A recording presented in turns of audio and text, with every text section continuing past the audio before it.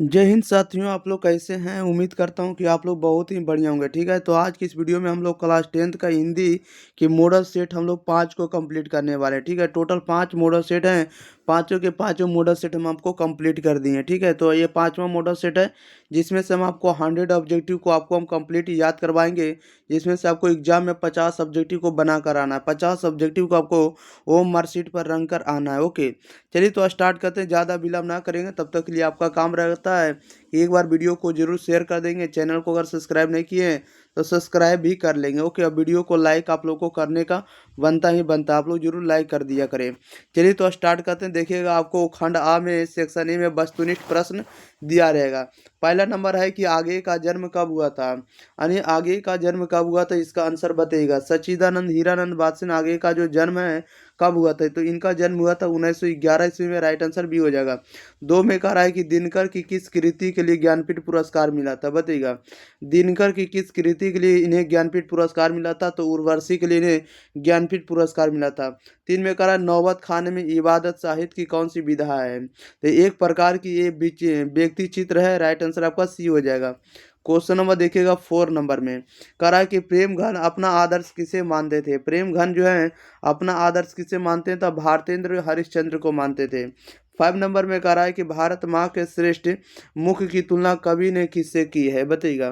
भारत माँ के श्रेष्ठ मुख की तुलना कवि ने किससे की है, तो एक ये आपको छाया युक्त चंद्र से। राइट आंसर आपका डी हो जाएगा। क्वेश्चन नंबर 6 नंबर में कह रहा है कि मिट्टी की अबोध मूर्ति कौन है। मिट्टी की अब सॉरी मिट्टी की अबोध मूर्ति जो है कौन है, तो जनता है। राइट आंसर आपका बी हो जाएगा। क्वेश्चन नंबर देखिएगा आप लोग 7 नंबर की ओर। 7 नंबर में देखिए क्या कर रहा है। कह रहा है हिरोशिमा कविता किसका चित्रण करती है। हिरोशिमा कविता जो किसका चित्रण करती है, तो यह जो करती है आधुनिक सभ्यता की दुर्दाता मानवीय विभीषिका का करती है। राइट आंसर डी हो जाएगा। 8 में कह रहा है बिस्मिल्लाह खां के साथ किस मुस्लिम पर्व का नाम जुड़ा हुआ है, तो बिस्मिल्लाह खां के साथ किस मुस्लिम पर्व का नाम जुड़ा हुआ है, तो मुहर्रम का। राइट आंसर आपका डी हो जाएगा। अगले क्वेश्चन नंबर 9 में कह रहा है कि महात्मा गांधी के अनुसार उदात्त व बढ़िया शिक्षा क्या है।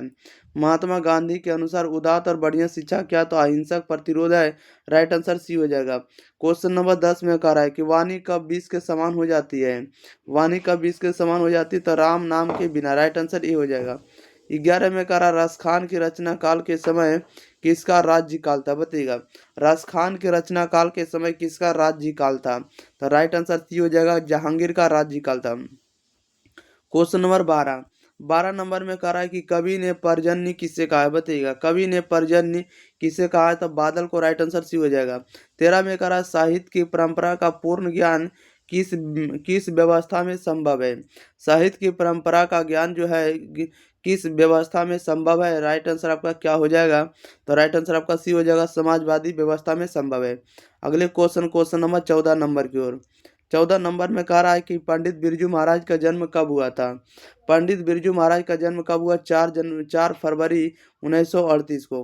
15 में कह रहा है कि ला मादा मोजेल द अभिन्यू किसकी कृति है। कह रहा है कि ला माजा मोजेल द अभिन्यू किसकी कृति है, तो यह कृति आपको पिकासो की। राइट आंसर आपका बी हो जाएगा। क्वेश्चन नंबर 16 में कह रहा है लाल शतरुंज का धार्मिक उपयोग कब से कब तक होता रहा है, बताइएगा। लाल शतरुंज का धार्मिक उपयोग कब से कब तक होता रहा, तो ये होता रहा आपको, ये कब से होता रहा, तो 14वीं सदी से फ्रेंच क्रांति तक। राइट आंसर आपका डी हो जाएगा, 14वीं सदी से फ्रेंच क्रांति तक।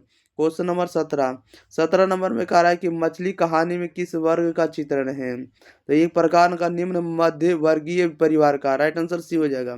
8 में कह रहा है बहादुर लेखा के घर से अचानक क्यों चला गया। बहादुर लेखा के घर से अचानक क्यों चला गया, राइट आंसर सी हो जाएगा, स्वयं के प्रति तथा उसके घर वालों के व्यवहार में आई परिवर्तन के कारण। ओके, नेक्स्ट क्वेश्चन लेते हैं। क्वेश्चन नंबर देखिएगा आप लोग 19 नंबर में। 19 में कह रहा है कि साजात वृत्तियां किसे कहते हैं, तो साजात वृत्तियां किसे कहते हैं, तो अनजान स्मृतियों को साजात वृत्तियां कहते हैं। 20 में कह रहा नागरी लिपि के आरंभिक लेख हमें कहाँ से मिले हैं। आरंभिक लेख हमें कहाँ से मिले, तो दक्षिण भारत से। राइट आंसर सी हो जाएगा। ओके, क्वेश्चन नंबर 21 कह रहा है बेतमा दान पत्र किस समय का है, तो बेतमा दान पत्र किस समय का, तो 1020 ईस्वी का है। क्वेश्चन नंबर 22 में 22 में कह रहा है कि पंडित बिरजू महाराज लखनऊ घराने की किस पीढ़ी के कलाकार हैं, बताइएगा। पंडित बिरजू महाराज लखनऊ घराने की किस पीढ़ी के कलाकार हैं, तो ये 7वीं पीढ़ी के कलाकार है, राइट आंसर भी हो जाएगा। कह रहा सीता के बेटों ने सीता को कितने रुपये माहवारी खर्च देने का निर्णय लिया है, तो 50 रुपये देने का निर्णय लिया है। क्वेश्चन नंबर 24 में कह रहा उत्तर भारत से नागरी लिपि के लिए कब से मिलने लगे हैं, बताइएगा। कब से मिलने लगते हैं, राइट आंसर बताइएगा क्या हो जाएगा। तो ये मिलने लगते हैं आपको 8वीं सदी से। ओके, क्वेश्चन नंबर 25 में कह रहा है कि बहादुर को कितने रुपये की चोरी का इल्जाम लगाया गया, बताइएगा। बहादुर को कितने रुपये की चोरी का इल्जाम लगाया गया, तो ये लगाया गया 11 रुपये, राइट आंसर भी हो जाएगा। कह रहा है कि बुढ़ापा में कौन सा पड़ता है, तब बुढ़ापा में आपको पा लगा हुआ, क्या लगा बुढ़ापा में आपको क्या लगा हुआ, तो देखिए बुढ़ापा में आपको कौन सा प्रत्यय लगा हुआ, तो आपा लगा हुआ, क्या लगा हुआ आपा, राइट आंसर आपका सी हो जाएगा। 27 में कह रहा है निम्नलिखित शब्दों में कौन सा शब्द जो शुद्ध शब्द है, तो शुद्ध शब्द कौन सा हो जाएगा, राइट आंसर भी हो जाएगा, उच्छ्वास भी सही लिखा हुआ है। 28 में कह रहा है निम्नलिखित शब्दों में कौन सा शब्द शुद्ध शब्द है, तो शुद्ध शब्द आपको लिखा हुआ है, ये लिखा हुआ चरमोक्त उत्सव, क्या लिखा चरमोक्त उत्सव, ये आपको ए नंबर सही लिखा हुआ है। क्वेश्चन नंबर 29, निम्नलिखित वाक्यों में कौन सा वाक्य जो शुद्ध शब्द है, तो शुद्ध वाक्य कौन सा होगा, तो शुद्ध वाक्य राइट आंसर सी हो जाएगा, फूलों की एक माला ला दीजिए, ये वाक्य शुद्ध लिखा हुआ है। 30 में कह रहा है कि अक्ल पर पत्थर पड़ना, मुहावरे का सही अर्थ क्या, अक्ल पर पत्थर पड़ना मुहावरे का अर्थ होगा बुद्धि भ्रष्ट होगा, राइट आंसर डी हो जाएगा, बुद्धि भ्रष्ट होना। 31 में कह रहा वर्ण के कितने प्रकार होते हैं, तो वर्ण के मुख्यतः 4 प्रकार, राइट आंसर आपका सी हो जाएगा। देखिएगा क्वेश्चन नंबर आप लोग 32 नंबर लेते हैं। कह रहा है कि स्वर्ण वर्णों की संख्या कितनी है, कितना नंबर था आप लोगों के पास, 31 नंबर, सॉरी 31 नंबर में कह रहा है कि वर्ण कितने प्रकार के होते हैं, तो वर्ण जो है आपको 2 प्रकार के होते हैं, स्वर्ण वर्ण और व्यंजन वर्ण होते हैं। ओके, चलिए क्वेश्चन नंबर 32 कह रहा है कि स्वर्ण वर्ण की संख्या कितनी है, तो स्वर वर्णों की संख्या भी आपको 10 होती है, राइट आंसर आपका ए हो जाएगा। क्वेश्चन नंबर 33 में कह रहा है व्यंजन वर्ण कितने हैं, तो व्यंजन वर्ण कुल आपको 37 है, राइट आंसर आपका सी हो जाएगा। क्वेश्चन नंबर 34 कह रहा है कि क वर्ण का उच्चारण स्थान क्या है, तो क वर्ण का उच्चारण स्थान आपको कंठ होता है, राइट आंसर आपका डी हो जाएगा। तलाबी सा का उच्चारण स्थान क्या है, तो तलाबी सा का उच्चारण स्थान तालु होता है, राइट आंसर ए हो जाएगा। नेक्स्ट क्वेश्चन नंबर देखिएगा आप लोग, कितना नंबर है 36 नंबर की ओर। 36 नंबर में कह रहा है कि छ और तलाबी सा वर्ण का उच्चारण स्थान क्या है, छ और तलाबी सा का उच्चारण स्थान क्या है, तो तालु है, राइट आंसर सी हो जाएगा। 37 में कह रहा माँ का उच्चारण स्थान क्या है, तो माँ का उच्चारण स्थान आपको क्या होता है, माँ का उच्चारण स्थान आपको नसिका होता है, राइट आंसर सी हो जाएगा। कह रहा है कि ना का उच्चारण स्थान क्या है, तो ना का उच्चारण स्थान आपको नासिका होता है, राइट आंसर आपका बी हो जाएगा। 39 में कह रहा है दुर्गा ऊ का उच्चारण स्थान क्या है, दुर्गा ऊ का उच्चारण स्थान आपका ओष्ठ होता है, राइट आंसर आपका बी हो जाएगा। क्वेश्चन नंबर 40 कह रहा है हिंदी में वर्णों की कुल संख्या कितनी है, हिंदी में वर्णों की संख्या कुल 44 है, राइट आंसर बी हो जाएगा। क्वेश्चन नंबर 41 में कह रहा आ का उच्चारण स्थान क्या है, तो आ का उच्चारण स्थान कंठ होता है, राइट आंसर ये हो जाएगा। 42 में कह रहा ला का उच्चारण स्थान क्या है, तो ला का उच्चारण स्थान आपका दंत है, राइट आंसर ये हो जाएगा। 43 में कह रहा ए और ऐ का उच्चारण स्थान क्या है, ए और ऐ का उच्चारण स्थान क्या है, तो कंठ प्लस तालु है, राइट आंसर आपका ए हो जाएगा। क्वेश्चन नंबर 44 में कह रहा है रा का उच्चारण स्थान क्या है, रा का उच्चारण स्थान क्या होता है, नासिका, राइट आंसर आपका क्या हो जाएगा, तो डी हो जाएगा। क्वेश्चन नंबर देखिएगा आप लोग 45 का रा का उच्चारण स्थान क्या है, तो रा का उच्चारण स्थान आपको मुर्दा होता है, राइट आंसर डी हो जाएगा। 46 में कह रहा है बुधन्नी सा का उच्चारण स्थान क्या है, तो बुधन्नी सा का उच्चारण स्थान आपका मुर्दा होता है, राइट आंसर बी हो जाएगा। 47 में कह रहा है हर्षा ई और दीर्घा ई वर्ण का उच्चारण स्थान क्या है, हर्षा ई और दीर्घा ई का उच्चारण स्थान क्या होता है, तालु होता है, राइट आंसर आपका सी हो जाएगा। क्वेश्चन नंबर 48 में कह रहा है प और बा का उच्चारण स्थान क्या है, प और बा का उच्चारण स्थान क्या है, तो दंत प्लस ओष्ठ है, राइट आंसर ये हो जाएगा। 49 में कह रहा है सूरदास शब्द कौन सी संज्ञा है, सूरदास कौन सी संज्ञा है, तो आपको व्यक्तिवाचक है, राइट आंसर ये हो जाएगा। 50 में कह रहा है स्थिर कौन सी संज्ञा है, तो स्थिर कौन सी संज्ञा है, तो भाववाचक, राइट आंसर बी हो जाएगा। 51 में कह रहा है निराला की साहित्य साधना के रचनाकार कौन है, निराला की साहित्य साधना के रचनाकार कौन है, तो Ramvilas Sharma, right answer B हो, राइट आंसर आपका डी हो जाएगा, क्या हो जाएगा, तो डी हो जाएगा 51 का। ओके, नेक्स्ट क्वेश्चन लेते हैं प्यारे साथियों, देखिएगा अगला नंबर 52 नंबर में कह रहा है कि रामायण की रचना किस भाषा में है, बताइएगा। रामायण की रचना किस भाषा में है, तो रामायण की जो रचना है संस्कृत भाषा में, राइट आंसर ये हो जाएगा। 53 में कह रहा है कि अमरकांत लिखित कहानी का नाम क्या है, तो अमरकांत लिखित कहानी का नाम बहादुर है, राइट आंसर डी हो जाएगा। बहादुर का बाप कहाँ मारा गया, बताइएगा। बहादुर का बाप जो है कहाँ मारा गया है, तो राइट आंसर इसका क्या हो जाएगा, ये हो जाएगा, युद्ध में मारा गया। 55 में कह रहा है द्विवेदी जी ने किनसे पूछा था कि नाखून क्यों बढ़ते हैं, द्विवेदी जी से किनसे पूछा था कि द्विवेदी जी से किसने पूछा था कि नाखून क्यों बढ़ते हैं, तो 55 का राइट आंसर भी हो जाएगा, उसकी लड़की ने पूछा था। क्वेश्चन नंबर देखिए 56 में, कह रहा नागरी लिपि शीर्षक पाठ साहित्य की कौन सी विधा है, बताइएगा। नागरी लिपि साहित्य साहित्य पाठ की नागरी लिपि शीर्षक पाठ साहित्य की कौन सी विधा है, तो यह एक प्रकार का आपको निबंध है, राइट आंसर आपका बी हो जाएगा। क्वेश्चन नंबर 57, कह रहा स्वदेशी शीर्षक पाठ के रचनाकार कौन है, तो स्वदेशी शीर्षक पाठ के रचनाकार प्रेमगन है, राइट आंसर डी हो जाएगा। 58 में कह रहा है रेनर मारी रिल्के किस भाषा के कवि हैं, रेनर मारिया रिल्के किस भाषा के कवि है, जर्मन भाषा के कवि हैं। 59 में कह रहा जीत जीत मैं निरखा तो पाठ साहित्य की कौन सी विधा है, जीत जीत मैं निरखा तो पाठ साहित्य की कौन सी विधा है, तो यह एक प्रकार के आपको साक्षात्कार है, राइट आंसर सी हो जाएगा।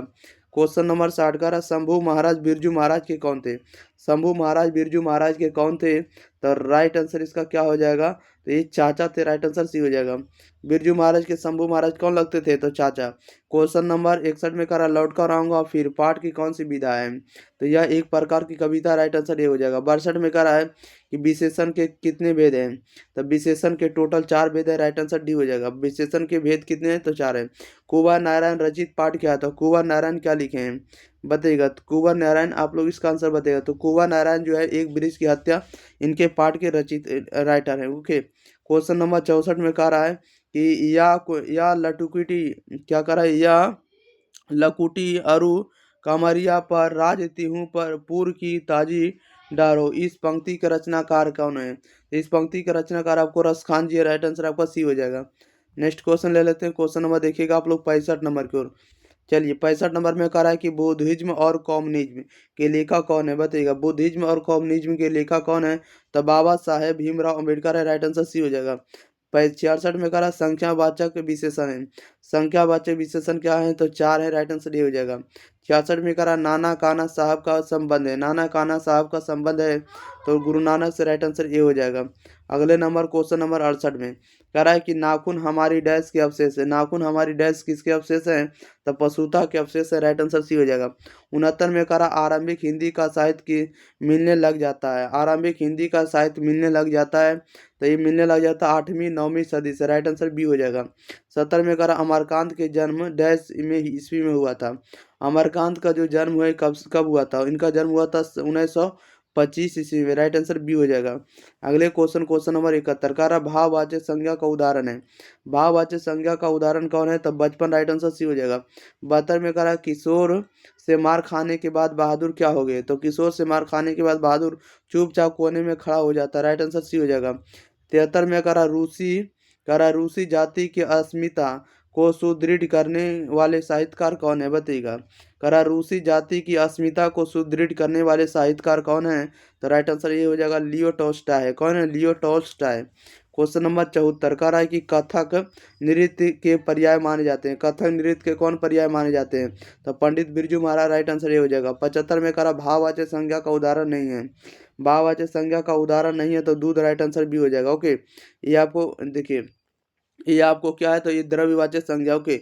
76 में करा जीत जीत मैं निरखा हूँ पाठ के केंद्र में क्या है, जीत जीत मैं निरखा हूँ पाठ के केंद्र में है, तो पाठ के केंद्र में कौन है, तब बिरजू महाराज है, राइट आंसर सी हो जाएगा। क्वेश्चन नंबर 77 कह रहा है कि आगे ने सूत्रपात किया, आगे ने सूत्रपात किया है, तो प्रयोगवाद का राइट आंसर सी हो जाएगा। 78 में कह रहा है कि स्वर संधि का उदाहरण है, स्वर संधि का उदाहरण कौन है, तो रामावतार है, परमानंद है और कविंद्र, ये सभी स्वर संधि का उदाहरण है, राइट आंसर आपका डी हो जाएगा, उपरोक्त सभी।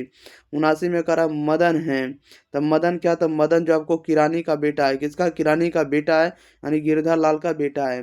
क्वेश्चन नंबर 80 में कह रहा है अन्य पुरुष डैश भेद है, अन्य पुरुष जो है कौन से भेद है, अन्य पुरुष कौन से भेद है, तब पुरुषवाचक सर्वनाम का भेद है। 81 में कह रहा है कि पंडित बिरजू महाराज को पंडित बिरजू महाराज को गंडा बंधा, बांधा, ये किसने बांधा? 81 का राइट आंसर आपका ये हो जाएगा, पिता ने बांधा। ये 82 में करा लौट कर आऊंगा फिर पाठ के लेखक कौन है? लौट कर आऊंगा फिर पाठ के लेखक कौन है? जीवनानंद दास, राइट आंसर डी हो जाएगा। क्वेश्चन नंबर 83 करा जापान पर परमाणु बम गिराया गया, बताइएगा जापान पर परमाणु बम गिराया गया तो अमेरिका ने, राइट आंसर भी हो जाएगा। 84 में करा रोन नदी डैश में है, रोन नदी कहाँ है? तो रोन नदी फ्रांस में, राइट आंसर भी हो जाएगा। 85 में करा द्विगु समास नहीं है, द्विगु समास कौन नहीं है? तो भाई बहन से आपको द्विगु समास नहीं है, ये कौन है? तो द्वंद्व समास है। बीच में आपको जब ये लाइन रहता है तो इसको क्या कहते हैं? द्वंद्व समास कहते हैं। क्वेश्चन नंबर देखिएगा 86 करा अपने लेखक अपने पिता से मछली क्यों मांगना चाहता था, बताइएगा लेखक अपने पिता से मछली क्यों मांगना चाहता था? तो राइट आंसर सी हो जाएगा, कुएं में पालने के लिए। क्वेश्चन नंबर देखिएगा कुएं में डालने या कुएं में डालकर पालने के लिए। 87 में करा कविता नहीं है, कविता कौन नहीं था? कविता आपको दी शिक्षा और संस्कृति, आपको कविता नहीं है। 87 में करा है कि मुहारा नदी शहर से दूर थी, मुहारा नदी शहर से दूर थी, कितनी दूर थी? तो राइट आंसर सी हो जाएगा, 3 मील दूर थी। अगले क्वेश्चन लेते हैं, क्वेश्चन नंबर देखिएगा आप लोग 89 नंबर में। 89 नंबर में कह रहा राजदूत है, कह रहा है कि राजदूत में है, राजदूत में कौन सा समास है? राजदूत में आपको तत्पुरुष है, राइट आंसर ये हो जाएगा। कह रहा अभिन्यो डैश नदी के किनारे अवस्थित है, अभिन्यो डैश नदी के किनारे अवस्थित है, अभिन्यो जो है रोन नदी के किनारे अवस्थित है, राइट आंसर बी हो जाएगा।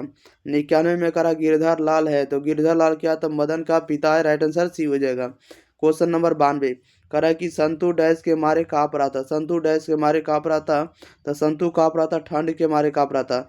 93 में कह रहा है बहुब्रीहि समास में, बहुब्रीहि समास में क्या होता है? तो कोई पद प्रधान नहीं होता, राइट आंसर डी हो जाएगा।